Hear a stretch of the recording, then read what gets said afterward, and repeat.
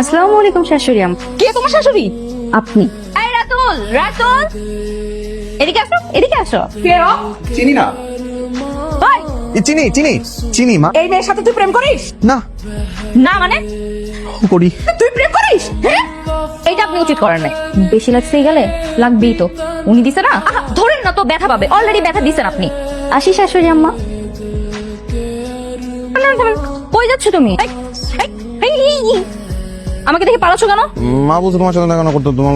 কি এই বুড়ির তো বড় সাহস। চল কই তোর বাসায়, তোর মাকে সাহায্য করবো। কোন অধিকারে মায়ের সাথে তুমি লাগতে যাবো? তুমি যে আমার বিয়ে করা বউ লাগো বলো। অধিকার লাগবে তোমার, শোনা আগে বলবা না? চলো। কই তোরা দুইজন একসাথে কেন? অবশেষে আপনার ছেলেকে বিয়ে করে চলে আসলাম। আতুল, দরজা খোল।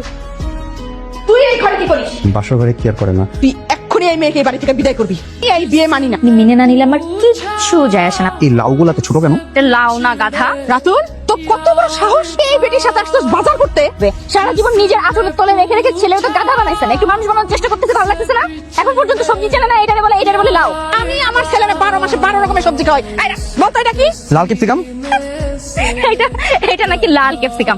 এই হারামজাদা, তোরে কি আমি এই শিখেছি? হ্যাঁ, এই তোমাদের নাটক রাখো তো, এত নাটক আর ভালো লাগতেছে না। কিসের দাগ কাটছেন এগুলা শাশুড়ি আম্মা? আপনি কি বুড়া বয়সে কুতকুত খেলবেন?